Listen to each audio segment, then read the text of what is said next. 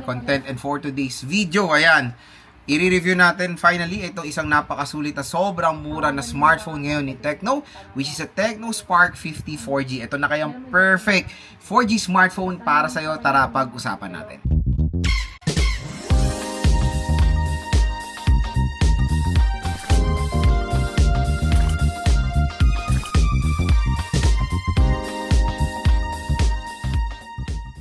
So for today's video mga idol, another content na naman tayo. And this time pag-uusapan nga natin or i-full review na natin finally ito si Tecno Spark 50 4G. So itong smartphone na to is isa sa very affordable na smartphone na pwede natin makonsider ngayon 2026. And syempre, when it comes sa kanyang presyo, sulit na sulit siya. Around, ang SRP nito is nasa 7 to 8,000 pesos. So check natin .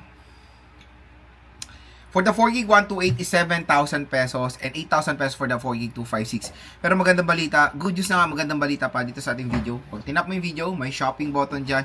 Aba, mura at bagsak presyo nyo lang makuha itong Tecno Spark 50 4G. Usually around, nasa 6,000 pesos lang siya for the 4GB 128. Siyempre, ma-apply nyo yan pag in-apply nyo yung ating special duper mega voucher na up to 1 to 2,000 pesos off. So, grab the opportunity to have the Tecno Spark 50 4G at a very affordable price dito sa ating video. Again, exclusive lang po yung discount voucher na yan dito sa ating video, okay? So, sa full review natin, pag-uusapan natin kung sulit nga ba or napakaganda ba talaga nito si Tecno Spark 50 4G. So, next mga idol is gusto ko i-share sa inyo yung mga magandang features netong smartphone na to at kung bakit isa to sa top contender sa entry-level segment ngayong 2026. Unang-una, display.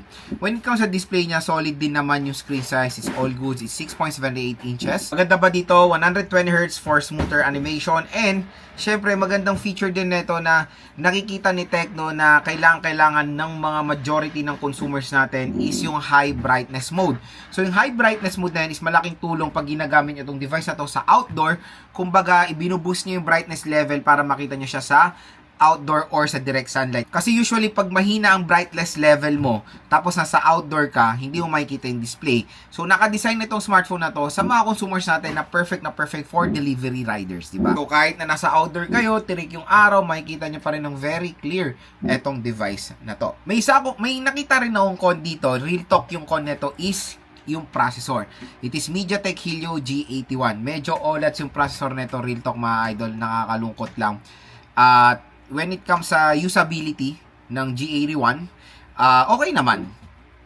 Presyo, medyo overpriced for a price na 6 to 7,000 pesos. Yun lang naman mga idol. Pero again, for the performance, hindi naman siya literal na mabagal mga idol, okay? Makakalaro naman kayo dito pero pili lang, hindi siya sa mga heavy games, hindi ko siya mare-recommend for heavy gamers.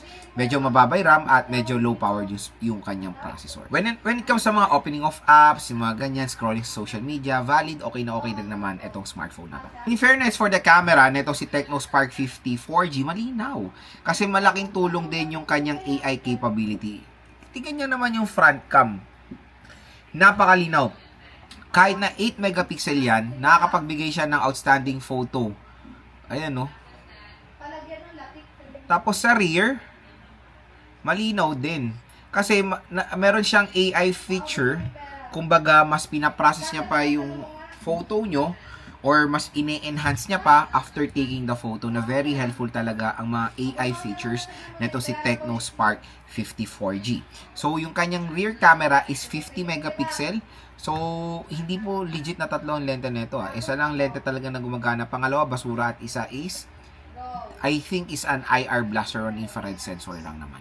Syempre, pag malayuan, pag tinitingnan nyo, akalain nyo tatlo yung camera niya, di ba? Makakuha talaga to ng attention ng mga consumers when it comes sa mga day-to-day activity. Or makakakuha to ng attention ng consumers especially pag malayo. Ayun na nga, design. Isa sa maganda rin dito i-consider yung design and aesthetic neto. Solid mga idol dahil mukha siyang iPhone 17 Pro Max when it comes sa camera module. Pero in reality, etong design na to, na-adapt to or unang na-adapt ni iPhone to, sinasabi nila sa mga Poco smartphones. Ito kasi nagpauso niya yung mukhang TV dito sa likod nun, yung mga Poco smartphone. Na-inspire si iPhone, ganun din itsura niya. Tapos after si iPhone ang gumaya or si iPhone ang nag-design, ginaya rin ng mga ibang brands, diba?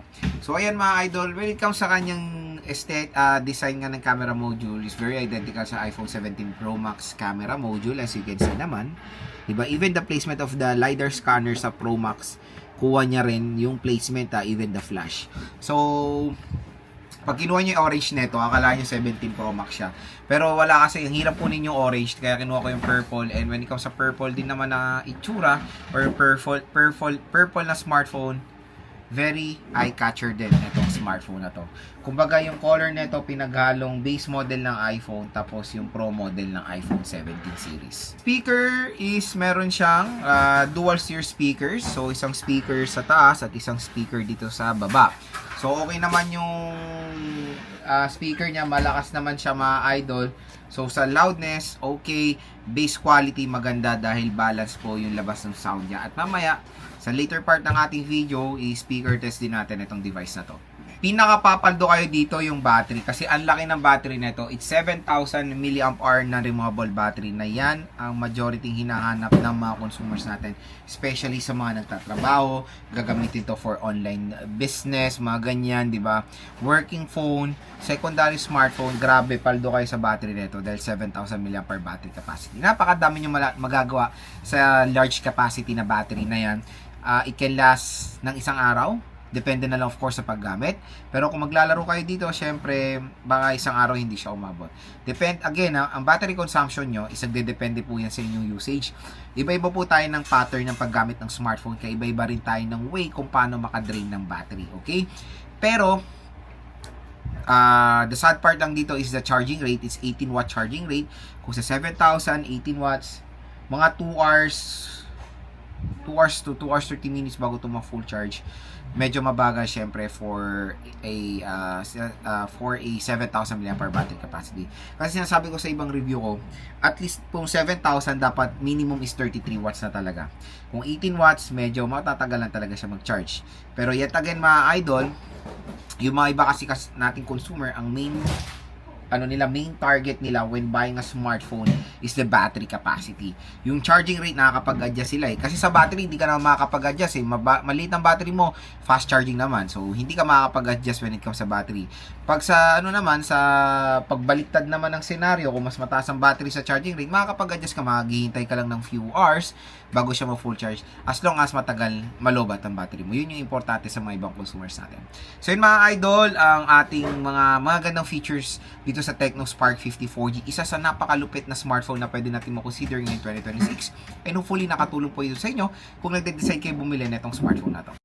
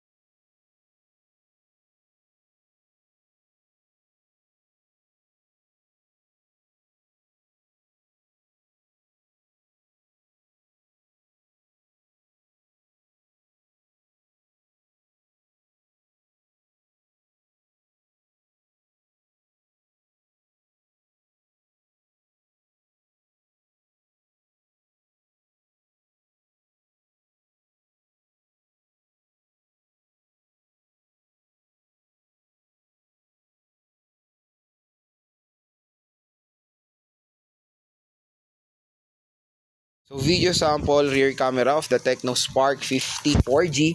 So, ang pinakamax na resolution niya is 2K 30.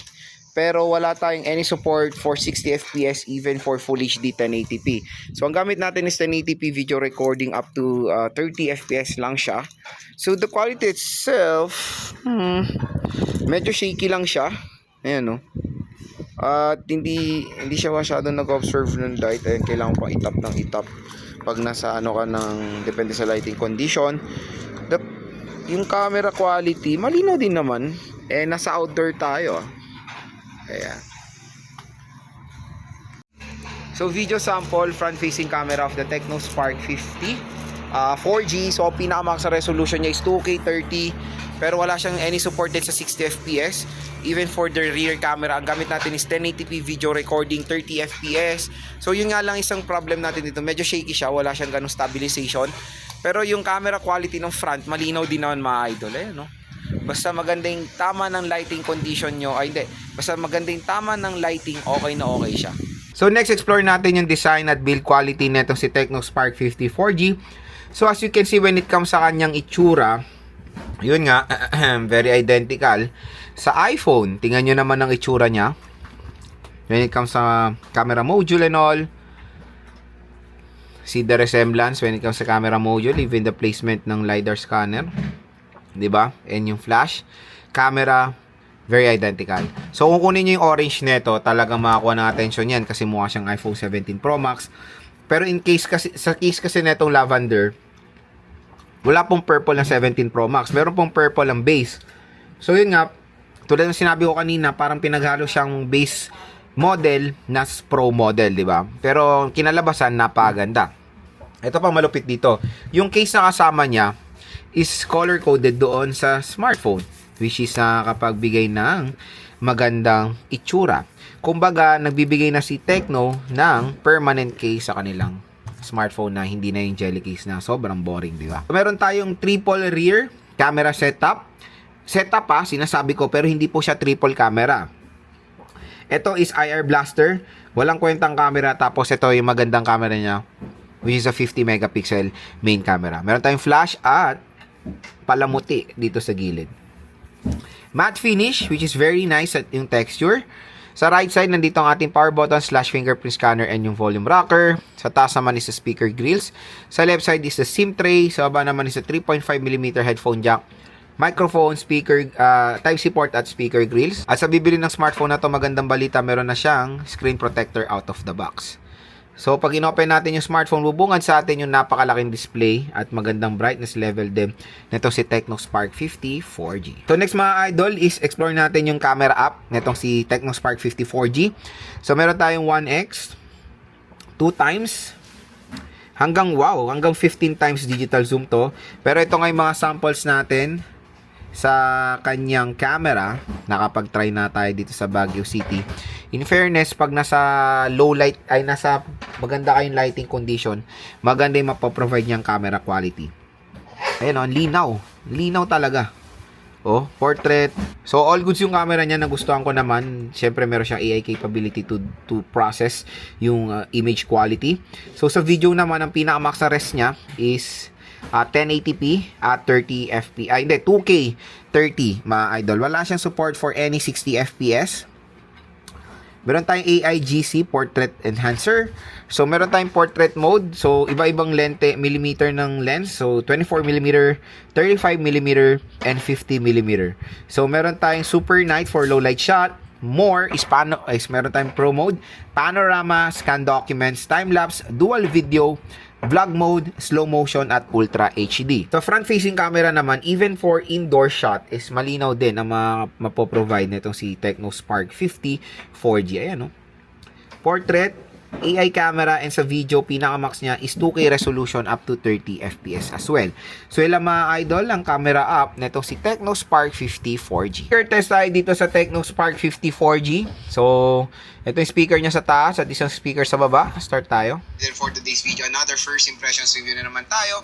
And this time, itatakal natin yung hot na hot ngayon na smartphone mula sa ITEL or sa Villeon, ang ITEL Villeon V-Pad 2. Ito na kaya affordable budget na affordable pa na tablet para sa'yo. Tara, pag-usapan natin. So ito siya, sabi kong link ng product ko, nandito sa baba lang ng video natin.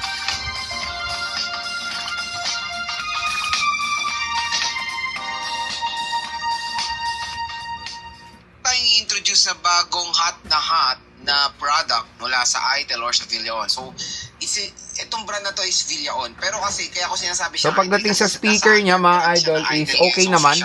Malakas yung speaker niya. Maganda yung base quality. Kaya kung i-rate ko yung speaker niya for its price, 1 ang lowest. And ang highest ang score ko dito, nasa perfect 10. So, biometrics test tayo dito sa Tecno Spark 50 4G. So, unahin natin yung kanyang fingerprint scanner. So, start tayo.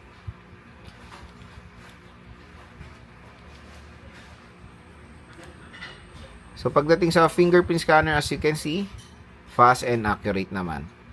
Next is face unlock. Face unlock, mabilis din. All goods na all goods. Mga idol, lang ating full review dito sa Tecno Spark 50 4G. So, the main question is, sulit ba siya? For its price, definitely napakasulit po na itong smartphone na to. Napakamura. At sa panahon natin ngayon na nagsisitaasan po lahat ng presyo ng mga smartphones, nandyan pa rin ng Transsion Company na nag-o-offer ng affordable smartphone para sa mga consumers natin na in need ng secondary smartphone, ng working phone. And alam nyo naman, dito sa ating sa Pilipinas nating mahal, we need to be practical in buying things. So yung iba, kailangan nilang maging mapanuri sa bibili nilang smartphone kasi gusto nila maging sulit yung hard-earned money nila. For this kind of scenario sa Tecno Spark 50 4G, napakagandang i-recommend. Unang-una mo consider natin dito design, very eye-catcher. When it comes sa design and aesthetic, mukha siyang iPhone. Battery, ang isang papaldo kayo. Screen size, all goods. Yung processor niya, medyo 50-50 tayo sa range na yan. Yung mga iba nating consumer sa very light, ayan, pwede kayo sa G81. Kung heavy gamer kayo, heavy user, medyo mababagalan kayo sa G81 mga idol. So, 4GB 128, yan naman na rin ang the best minimum natin ngayon 2026. And for its price tag, okay naman yan or perfect fit. Kaya kung interested kayo dito sa Tecno Spark 50 4G, wag na kayo magdalawang isip pa. Isa to sa maganda ring i-recommend sa inyo na smartphone ngayon 2026. At yun nga, tap mo yung video, may shopping button dito. Mura at bagsak presyo lang makukuha tong Tecno Spark 50 4G. So grab yours now hanggang nakasale pa siya ngayong double.